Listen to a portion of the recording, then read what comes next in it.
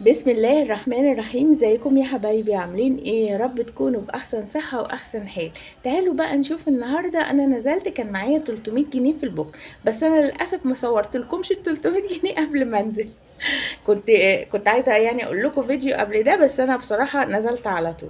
رحت جبت عيش، وكمان جبت الحاجات اللي احنا هنشوفها مع بعض دي هتوفر معايا طول الشهر.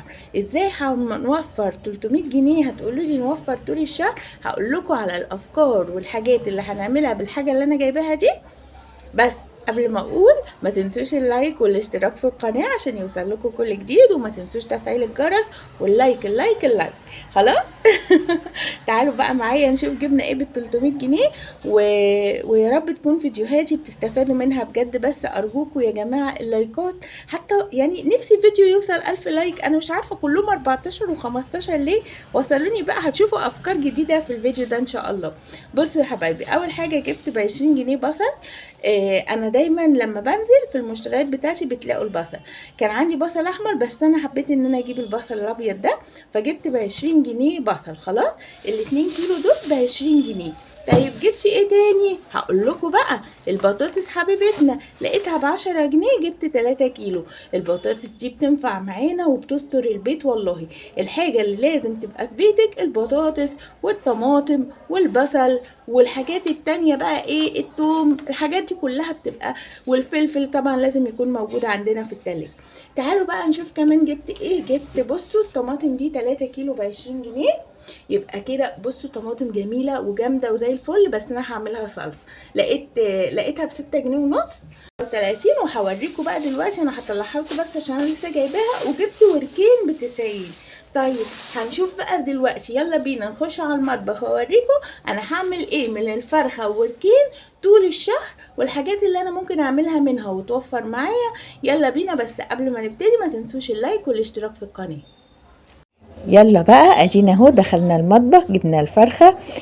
كنت بس بشوف الحاجات اللي قطعتها لي عشان نونو. انتوا عارفين القطه عندي لازم اعمل لها الاكل بتاعها برضو، احنا مش هناكل وهي لا. تعالوا بقى. جبت الوركين بوريهولكوا اهو. وهنقطع بقى الوراك دي، وهنقطع كمان الفرخه. بصوا، هي الفرخه مش كبيره، بس انا بحب الفراخ الصغننه بتستوي بسرعه وبتبقى حلوه بصراحه. مش بحب الفرخه كبيره قوي. هنعمل ايه بقى؟ هنمسك طبعا الوركين دول هنقطعهم. الوراك هتنفع مع الوركين اللي انا جبتهم. هنعمل منهم حاجة جميلة قوي. الوركين هنقطع دول على 2 ودول على 2. هناخد من نص الورك ده ونص الورك ده، هنحطهم بقى ايه، دول هنسلقهم في يوم. خلاص هنسلقهم، نعمل عليهم اي حاجة بقى، نعمل عليهم شوربة، نعمل ملوخية، نعمل اي حاجة، نعمل جنبهم شوية رز، نعمل مثلا محشي عشان خاطر ناخد الشوربة بتاعتهم. اهو يوم وهيعدي يعني. الحاجات دي انا قطعت منها الفرخة والوراك. وكمان الدبابيس اللي تحت دي هاخدها يوم اعملها بتاع ده كنتاكي كده للاولاد. احنا 4، احنا عدد الاسره 4، فعشان كده لو تلاحظوا هتلاقوني انا بقطع كل حاجه 4. بصوا بوريكم الكبد برضو والقوانص. بقول لكم يعني ان احنا هنعملها مع الوراك دي اللي هي ايه، اللي هي هنسلقها في يوم. خلاص عشان الولاد بيحبوا. اما بقى الصدر بتاعنا، انا مش عايزه اعمل بانيه يعني الشهر ده، بقيه الكام يوم دول احنا زهقنا من البانيه. فقمت عامله ايه، بصوا بقى، احنا هنقطع الصدر ده مربعات. عندك كذا طريقة، مكعبات كده، عندك كذا طريقة هتعملي بيها.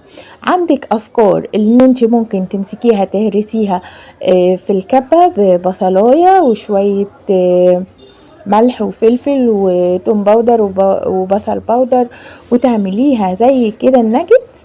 وانا بس المرة دي مش هعملها كده، انا هعملها يا اما شيش تاوك، يا اما هعملها بقى بالبطاطس والطماطم. يعني انا ليها فكرتين بصراحة. بس انا دلوقتي يعني انا مش هعمل الفراخ دي النهاردة، انا جايباها بس اشيلها، لان النهاردة كنت هطلع كرنبيتايه واعملها.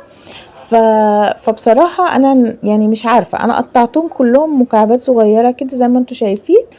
وهسيبهم، يا اما هعمل بيهم الشيش تاوك واتبلها، يا اما هعمل بيهم النجس، والله مش عارفه، زي ما الولاد يختاروا. الاكلات دي بتفتح النفس للولد، او ساعات كمان بعملها. هقول لكم على طريقه حلوه. بطاطس، هتعملي صينيه بطاطس عاديه من اللي احنا بنعملها دي، وهتحطي فيها مكعبات الفراخ دي، هتبقى اكله موفره وجميله معانا. يعني انت دلوقتي بصي انا طلعت لك كذا فكره من الفرخه والوركين دول، بس احنا عددنا 4، يعني انا بتكلم على عدد الافراد 4. كمان في حاجة تانية، ان احنا لازم نشيل الفراخ. بصي لما تبقي جايبة الفرخة عايزة تستوى معاكي كويس، لازم تشيليها في الفريزر شوية. لما بشيلها في الفريزر، وطبعا انا هنا غسلتها بمية وليمون وخل كده، لان انا هغسلها تاني اول ما اطلعها من الفريزر عشان خاطر اعملها. خلاص. هنا برضو كنت بقول لكم بقى ان احنا خلاص هناخدها ونحطها في كيسة. ادي كده اول فكرة. يبقى احنا كده عندنا، هنعمل مثلا مرة صينية بطاطس ونحط فيها المكعبات دي، او اعمل لهم ناجتس اللي هي الفراخ المصنعة، والصدر ده هيطلع معانا كتير جدا، او كمان هعمل شيش طاووق وشوية مكرونة كده وهتبقى زي الفل. بعدين الوراك بقى احنا قلنا اللي هي الدبابيس هناخدها هنعملها يوم كنتاكي. ادي كده برضو تالت او رابع فكرة معانا. يا ريت الافكار دي تكون بتنفعك وتكون بتوفر عليكي. بصي احنا هنوفر، يعني هنوفر ان شاء الله باذن الله. هفضل وراكم لغايه ما نوفر. بصوا يا جماعه، والله هي حته صغيره زي حته كبيره زي اي حاجه، بس المهم ان احنا نستر بيتنا. وبعدين على فكرة الفراخ النهاردة كان الكيلو ب95 جنيه، يعني كان غالي مش رخيص.